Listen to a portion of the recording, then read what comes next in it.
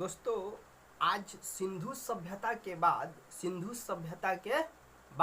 एक सभ्यता का उदय होता है। सिंधु सभ्यता के बाद एक सभ्यता का उदय होता है, जिस सभ्यता का नाम है वैदिक सभ्यता। सिंधु सभ्यता के बाद किस सभ्यता का उदय होता है? वैदिक सभ्यता। सिंधु सभ्यता 2400 से 1700 ईस्वी पूर्व था। तो 17 यानी 16, 15 ये 200 साल किसी सभ्यता का इतिहास में विवरण नहीं है। ये 200 साल खाली था। जब उस सिंधु सभ्यता का पतन हुआ, बाढ़ से लोग बाढ़ बोला जाता है, बाढ़ से माने बाढ़ के कारण उस सभ्यता का जब पतन हो गया तो 200 साल बाद, 200 चाहे 250 कह सकते हैं, 200 साल बाद एक सभ्यता का उदय हुआ। सिंधु सभ्यता के बाद 200 साल बाद एक सभ्यता का उदय हुआ। उस सभ्यता का नाम था वैदिक सभ्यता। देखिए, वैदिक सभ्यता के बारे में थोड़ा देख लिया जाए। वैदिक काल का विभाजन 2 भागों में हुआ है। वैदिक सभ्यता का जब उदय हुआ तब इन लोग अपने में अलग अलग हो गए होंगे। तो वैदिक सभ्यता का विभाजन 2 भाग में हुआ। एक था ऋग्वैदिक काल, एक था क्या? ऋग्वैदिक काल। इन लोगों का काल था 1500 से 1000 ईस्वी पूर्व। 1500 से 1000 ईस्वी पूर्व ये थे ऋग्वैदिक काल। और फिर उत्तरवैदिक काल थे। तो उत्तरवैदिक काल का सेशन था 1000 से 600 ईस्वी पूर्व। 1000 से 600 ईस्वी पूर्व इन लोगों का माने अपने में इन लोगों का काल था कि माने हम इतना से इतना तक रहें, इतना से इतना तक रहें। उत्तरवैदिक काल एक था, ऋग्वैदिक काल एक था, उत्तरवैदिक काल। इन लोगों का काल का सेशन हो गया। अब देखिए इन लोग के बारे में ये क्या थे? आर्य लोग ही थे। उन्हीं लोग को बोला जाता है वैदिक समाज। क्या था? आर्य लोग थे। तो देखिए, आर्य सर्वप्रथम पंजाब एवं अफगानिस्तान में बसे। इतिहास में लिखा जाता है कि आर्य माने कहाँ से आए, कब आए, कैसे आए, कहाँ आए। तो आर्य सर्वप्रथम कहाँ पे बसे? तो पंजाब एवं अफगानिस्तान में बसे, जिसको मध्य एशिया बोला जाता है। इसी को मध्य एशिया बोला जाता है। पंजाब अफगानिस्तान, पंजाब अफगानिस्तान, पंजाब। तो एक बहुत बड़े वेद के ज्ञाता बोल सकते हैं। वेद के ज्ञाता थे, वो जर्मनी के थे। वेद के ज्ञाता थे, जर्मनी के थे। और उनका माने पूरा बचपन, पढ़ाई लिखाई, एजुकेशन, पूरा शिक्षा इंग्लैंड में ही बीता। और ईस्ट इंडिया कंपनी के एक कर्मचारी भी थे। उनका नाम था मैक्स मुलर। तो मैक्स मुलर बोलते हैं कि आर्य कहाँ के निवासी थे? तो मध्य एशिया के निवासी हैं। इनका विवरण इतिहास में दिया गया है। और इनके बात के जो है लोग रिस्पेक्ट करते हैं और बात पर सहमति दिए हैं कि आर्य सर्वप्रथम कहाँ पे आए? मध्य एशिया में आए। मैक्स मुलर बोलते हैं कि आर्य सर्वप्रथम मध्य एशिया में आए, मैक्स मुलर। उसके बाद बोलते हैं बाल गंगाधर तिलक कि नहीं, आर्य लोग कहाँ आए थे? आर्कटिक यानी उत्तरी ध्रुव से आए थे। वाह, अपना अपना मत है। तो बाल गंगाधर तिलक बोले थे कि नहीं, आर्कटिक उत्तरी ध्रुव से आर्य लोग आए थे। तो बाल गंगाधर तिलक भाई कौन थे? इनके बारे में भी थोड़ा जानकारी ले लीजिए। बाल गंगाधर तिलक यह एक वकील थे, यह एक समाज सुधारक थे, यह एक स्वतंत्रता सेनानी थे, जिसने भारत को आज़ाद करने में बहुत बड़ भूमिका निभाई थे। कहाँ के थे? तो महाराष्ट्र के थे। और एक और बोलते हैं, वो भी बहुत बड़ आदमी है भाई, वो भी बहुत महान आदमी है। वो बोलते हैं कि नहीं, वो बोलते हैं कि वो आर्य लोग कहाँ से आए थे? तिब्बत से आए थे। आर्य लोग कहाँ से आए थे? तिब्बत से आए थे। कौन बोल रहा है? वेदों की ओर लौटो। कौन बोला था? वेदों की ओर लौटो। दयानंद सरस्वती बोलते हैं कि आर्य लोग जो थे तिब्बत से आए थे। वाह, आर्य लोग कहाँ से आए थे? तिब्बत से आए थे। कौन बोल रहा है? स्वामी दयानंद सरस्वती। ये हमारे गुजरात के थे। इनका बचपन का नाम था मूल शंकर। ये आर्य समाज के संस्थापक थे, समाज सुधारक थे।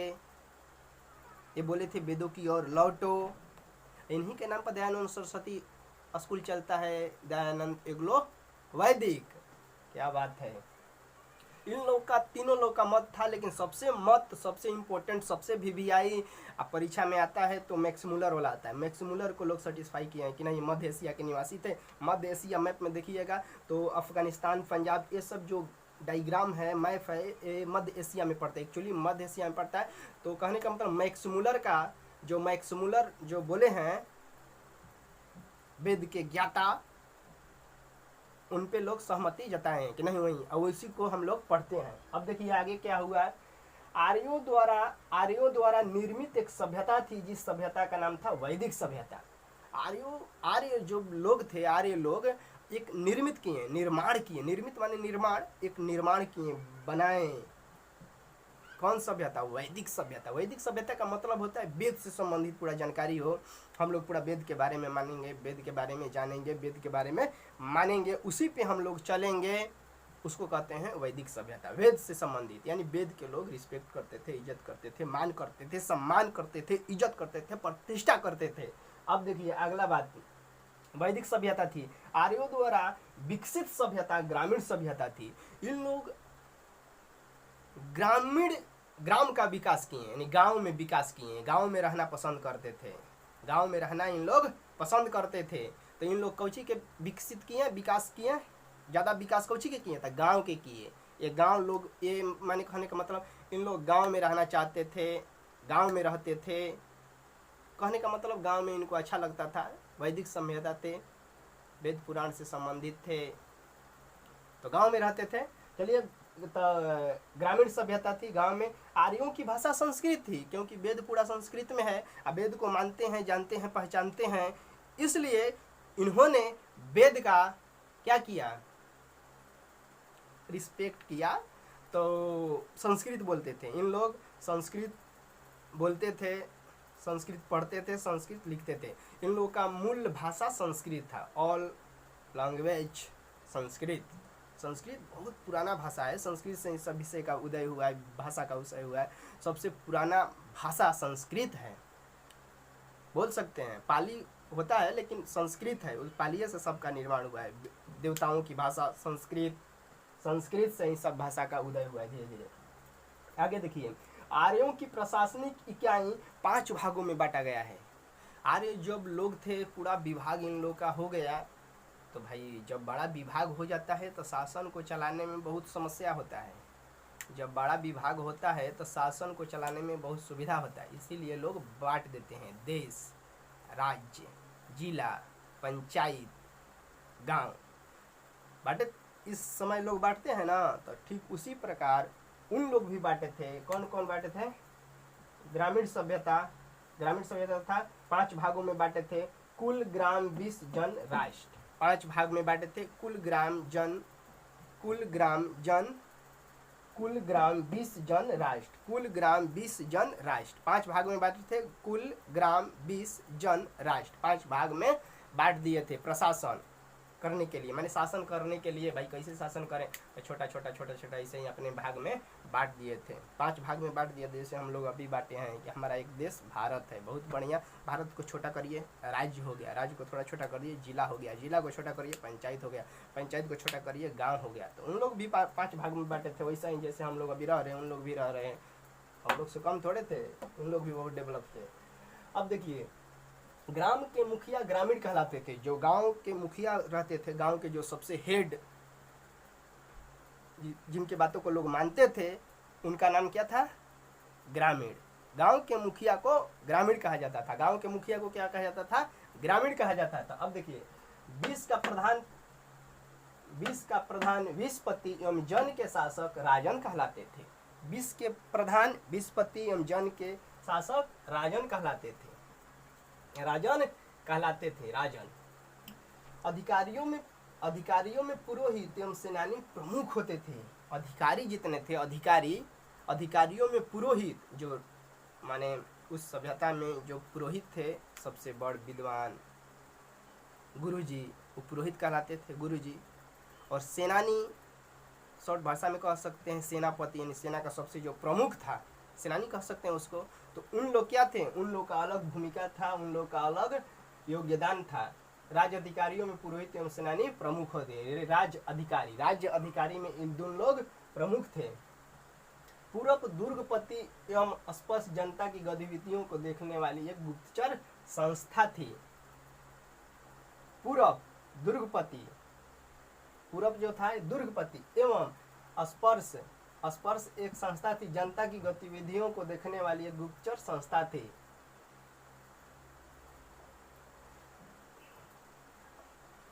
पूरब कौन था, दुर्गपति। पूरब दुर्गपति एवं स्पर्श जनता की गतिविधियों को देखने वाली एक गुप्तचर थे। वाजपति कौन था, गोचर भूमि का अधिकारी होते थे। वाजपति कौन थे, गोचर भूमि का अधिकारी होते थे। उग्र कौन थे भाई, तो अपराधियों को पकड़ने का कार्य करते थे। उग्र का क्या काम था, उग्र का एक संस्था लोग बनाए थे। उग्र का क्या काम था, अपराधियों को पकड़ने वाला एक संस्था थी, उस संस्था का नाम था उग्र। अपराधियों को पकड़ने वाला एक संस्था थी, उस संस्था का नाम था उग्र वैदिक समाज में। अब देखिए, सभा और समिति प्रजा को सलाह देने वाली एक संस्था थी। उस समय एक संस्था लोग बनाए थे, प्रजा को सलाह देने वाली एक संस्था थी, जिसका नाम था सभा और समिति एक संस्था थी, प्रजा को सलाह देने वाली एक संस्था थी। अब देखिए, दशराग युद्ध का उल्लेख ऋग्वेद के 3 मंडल में है। इस सभ्यता में एक युद्ध हुआ था, दशराग का वो युद्ध। इस सभ्यता में एक युद्ध हुआ था, इस युग का नाम था दशराग का युद्ध। इसका जो उल्लेख, इसका विवरण कहाँ मिलता है, तो ऋग्वेद के 7वें मंडल में मिलता है। ऋग्वेद के 7वें मंडल में इसका उल्लेख मिलता है। यह युद्ध पुरुषणी रावी नदी के तट पे लड़ा गया था। माने जो युद्ध है कहाँ पे लड़ा गया था, तो पुरुषणी एक जगह का नाम है।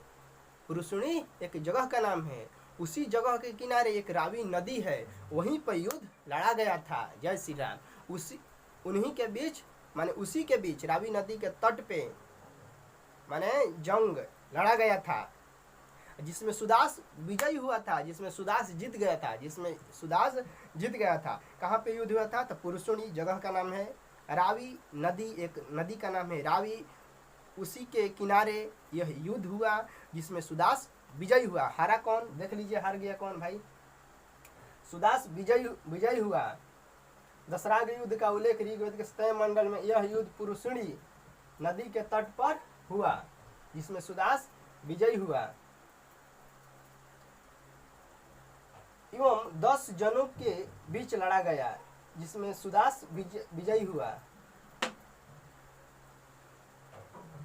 अब देखिए, वेद पुराण वेदांग,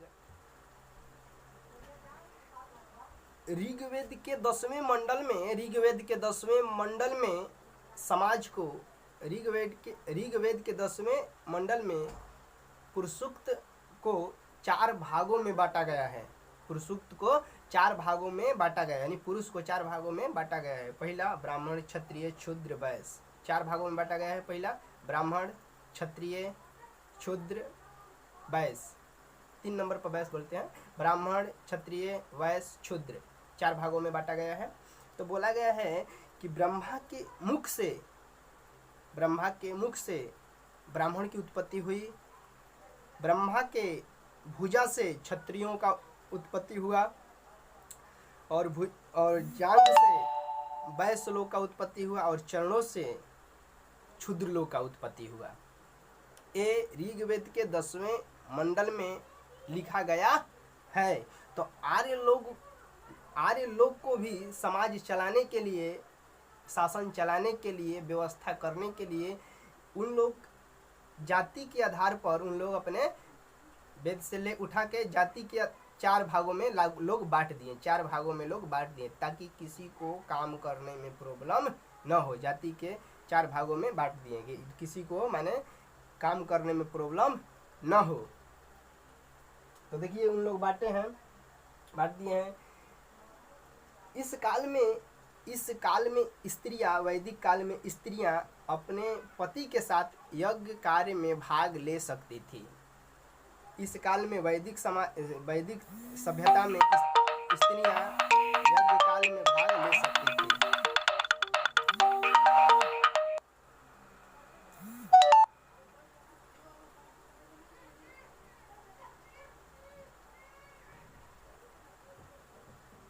वैदिक काल में स्त्रियां यज्ञ में अपने पति के साथ भाग ले सकती थी। इस काल में स्त्रियां शिक्षा ग्रहण करती थी। इस काल में भी स्त्रियां माने पढ़ती थी, लिखती थी। विधवा अपने पति के छोटे भाई से विवाह कर सकती थी। विधवा अपने पति के छोटे भाई से विवाह कर सकती थी।